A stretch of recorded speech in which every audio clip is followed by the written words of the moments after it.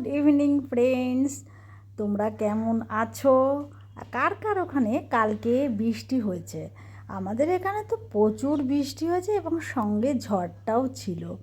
তোমাদের কার কার বাড়ির সামনে খাল হয়ে গেছে একটু কমেন্ট করে জানিও তো কালকের বৃষ্টিতে। আর কার কার ওখানে বৃষ্টি হয়েছে অবশ্যই জানাবে।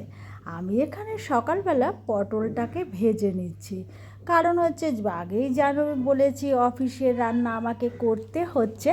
আর সত্যি কথা বলতে রোজই আমাকে প্রথমেই রান্না দেখাতে হয়, কারণ যদি আমি প্রথম রান্নাটা না দেখাই তাহলে তো ভুল হবে, কারণ আমি তো রান্নাটাই প্রথম করি রোজ। আর এখানে আমি করেছি গঙ্গার মোরলা মাছের ঝাল, আর সঙ্গে করেছি ডাল, পটল ভাজা, আর সঙ্গে ছিল ডিমের অমলেট। যেহেতু মেয়ে আর ছেলে খায় না গঙ্গার মোরলা মাছ, সেই জন্য ছেলে আর মেয়ের জন্য ডিমের অমলেট করতে হয়েছে। আর এই দেখো বৃষ্টিটা কেমন নেমেছে তার একটা দৃশ্য তোমাদের দেখাচ্ছি, ভিডিও করে নিয়েছিলাম। জানি যে তোমরা হয়তো ভাববে কই আমাদের এখানে তো বৃষ্টি হয়নি। আমি দেখিয়ে দিচ্ছি, দেখো কীরকম বৃষ্টিটাই না এখানে হয়েছে, সঙ্গে ঝড়ও ছিল। তবে জানো, কালকের ওয়েদারটা কিন্তু ভীষণ ভালো ছিল সন্ধ্যাবেলার পর থেকে।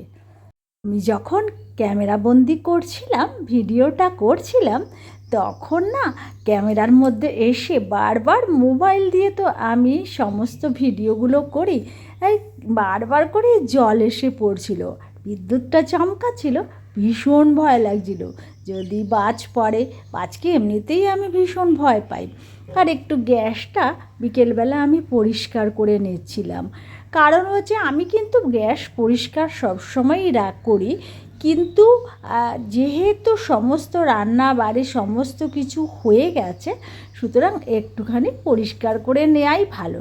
পরিষ্কার পরিচ্ছন্নতা অবশ্যই সকলেরই ভালো লাগে।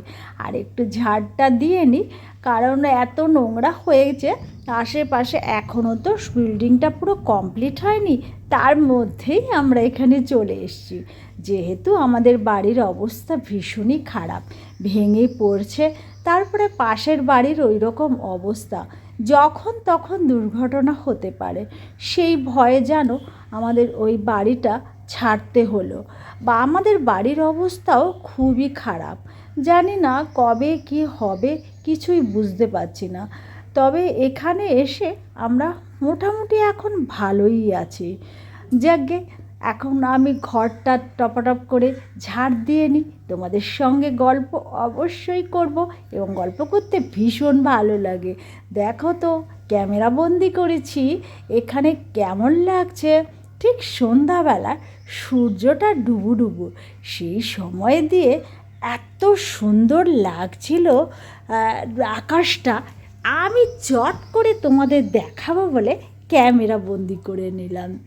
অবশ্যই জানো কিন্তু যে কেমন লাগলো এই দৃশ্যটা, এই সিনটা কেমন লাগলো অবশ্যই জানিও। আমার তো বাবা ভীষণ ভালো লেগেছে। শুধু তাই না, আমি একটা ক্যামেরা রান্নাঘর থেকে করেছি, আর একটা আমি আমার ছেলের ঘরের থেকে। মশারির নেট ছিল তো জানলায়, সেই জন্য ঠিক মতো হচ্ছিল না, কিন্তু তবুও আমি চেষ্টা করেছি যত দূর পেরেছি। কেমন লাগছে তোমাদের এই ভিডিওটা অবশ্যই জানাবে, আর আমার ভিডিওটা অবশ্যই দেখবে, আর একটা লাইক করবে। কমেন্ট করলেও ভীষণ ভালো লাগে জানো, কারণ ভিডিও দিচ্ছি, কোনো লাইক কমেন্ট না থাকলে সত্যিই ভালো লাগে না, মনে হয় না যে আর আমি ভিডিও দিই। দেখো এতদিন তো আমি দিতে পারিনি, কারণ হচ্ছে আমার ঘরের অবস্থা খুবই খারাপ, আমি সেখানে কিছুই করতে পারছিলাম না, রান্নাটা পর্যন্ত আমি ব্লগিংয়ে দেখাতে পারছিলাম না। এমনই খারাপ অবস্থা আমার রান্নাঘরে ছিল যে কোনো কিছুই আমি করতে পারছিলাম না।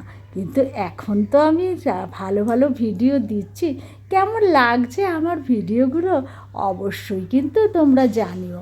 এইটা কিন্তু আমার বারান্দা থেকে তোলা, ঠিক একই সময় দুদিকে দুরকম, একদিকে দেখছিলাম ওই রকম সুন্দর সিনারি একেবারে গোলাপি মতো হয়ে গেছে, আর একদিকে ঠিক এইটা ছিল।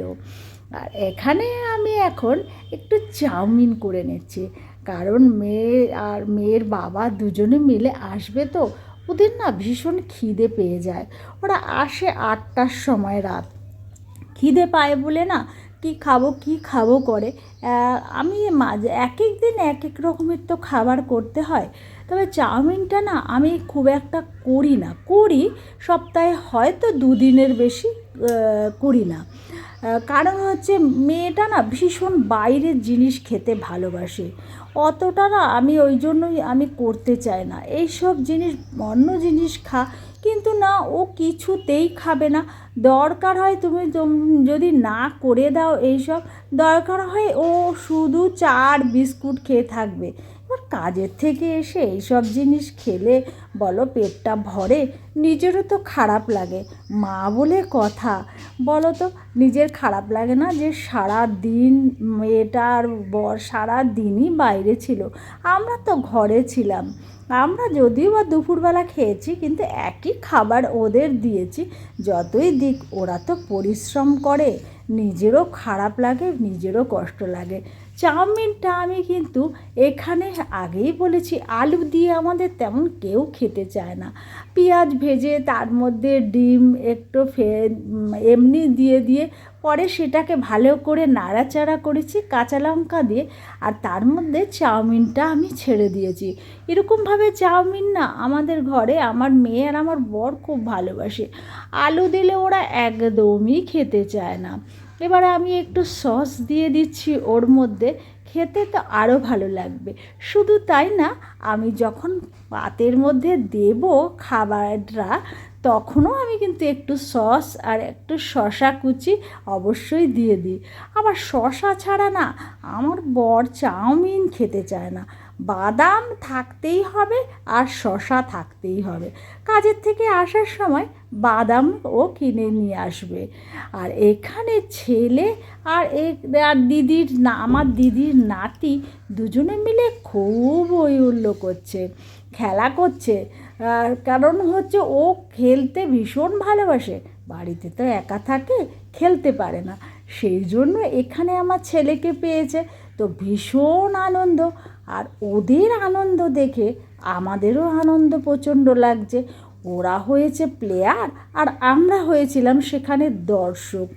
এত ভালো লাগছিল, আমি না পুরো জিনিসটাই ক্যামেরাবন্দি করছিলাম ঠিক দরজার আড়াল থেকে। ওরা তো বুঝতেও পারেনি, ও তো খেলেই যাচ্ছে।